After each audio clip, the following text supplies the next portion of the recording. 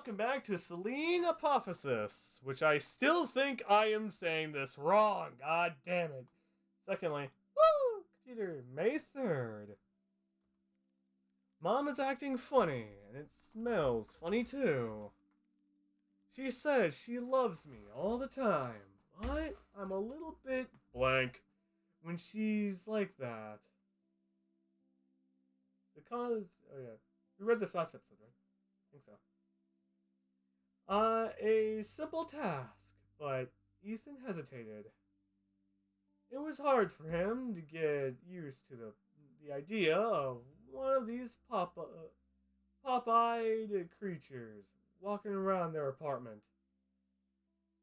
During the day, it would nap where it pleases, and at night, sneak into the kitchen and play with the shadows. The move by themselves, and its eyes would turn into two saucers of black and green nectar, if the light reaches them. Ancient people believed cats could walk between worlds and see spirits. Also be seen as pets of witches and or wizards. No, seriously, that's what they were. I think it's like the time it was primarily around the time when there were witch hunts. And then if you're looking at the Egyptians, they saw the cats as gods or servants of gods, if I'm correct. I might be wrong. I feel like historians might be saying that I'm horribly out of place for saying that, but I don't think I'm that far off, at least. It's been a while since I actually did any research on older cultures. Looking at Persians, Ethan hardly believed they could even breathe on their own. Oh yeah, Persians! What do they look like? God damn it. And yet, in Ethan's Harrison from the 21st century agreed. With the ancient people, there was something sinister about them. Yeah, because they're little assholes. They freaking cry about everything. Freaking dicks! In any case, he should call a cattery? I was tempted to just say cutlery. For hope's sake. For the sake of the both, since he had made the decision. Oh, that's the fun part. Working from home. I wouldn't mind working from home. But I'm too tiny for that. I can't do it. I'll need to get a hell of a lot bigger, too. Ethan had already picked up the phone and was about to proceed with the plan when he heard the key turn in the entrance door. Something about the one that wound him up. It was barely 5 o'clock in the evening, which was in a way, very early for Hope to be back. If everything was fine, that is. Ethan closed his laptop and went into the hallway. For a long time, he couldn't say a single word. And when he could speak again, he only managed one question. What have you done? Hope's smile faded, and for the first time in 4.5 or even 5 years, they've been a couple. Ethan was glad of it.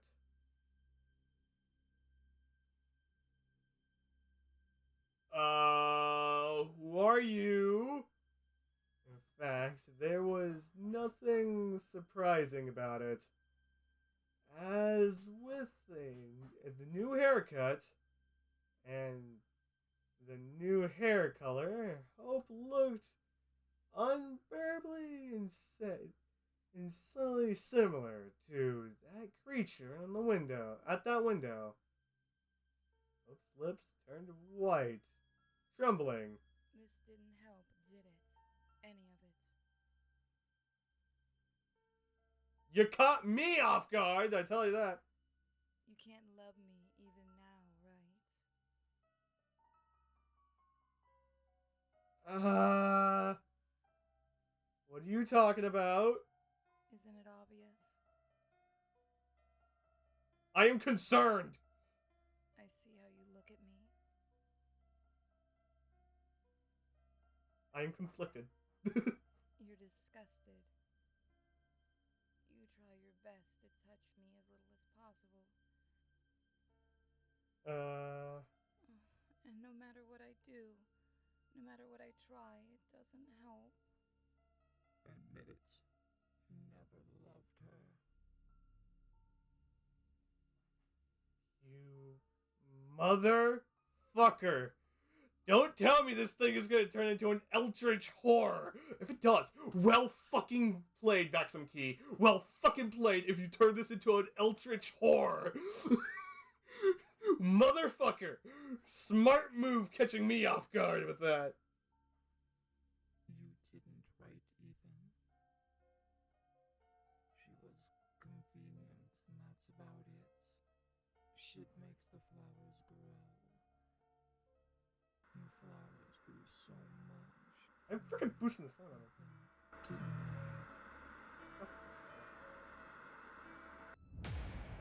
Didn't Ethan would never hit his wife. More than that, he would never hit a woman, but what spoke to him was neither his wife nor a woman. It was an eldritch horror! Please turn this into an eldritch horror!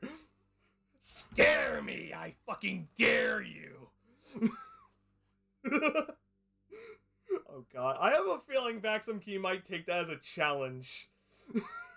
Motherfucker! Try to do that within 15 minutes. Let's see if you can. I'm too damn stubborn. Actually, 15, 20 minutes. That's what makes it even more difficult. It was a nightmare. Incarnate. That burrowed its long, sharp teeth. And come to think of it, take away his right for a second chance. Or so Ethan thought at the time. The punch turned out to be somewhat pathetic, but you have to take into account that his wife beating is not a fairground attraction. When you hit your wife properly, to mark does not fly up to the highest sight. A good one. Although this was only indirect, related to the earlier romances Ethan had experienced in the matter since his old man's fists used to itch often. If there was something like that, he would know. However, if any sign could light up at that moment, it would say something like, "You're scum, Ethan." No. He kept repeating that, even after Hope stormed out of the door in tears.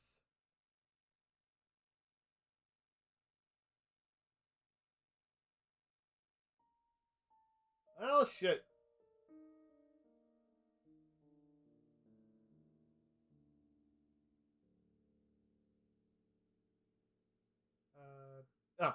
Ethan barely remembered the flowing of days. something seemed to be happening. Some people called him. He himself called a lot. He called Hope. Hope wasn't answering the phone. Shit, he fucked up. He knew this would happen. Every time he dialed her number, he knew he'll end up listening to the voicemail sign. It became something of a ritual. He would wind up. Sometimes it was light outside, sometimes dark, but more often it was something gray. He never could nor would ever want to identify because of the drawn curtains. He called Hope. He wouldn't answer the phone. Hope wouldn't answer the phone. He wouldn't go to the kitchen and turn the water on. He watched the silver twisted stream break against the sink for a while. Eventually, he'd put the cup under the stream, fill it up to the brim, drink.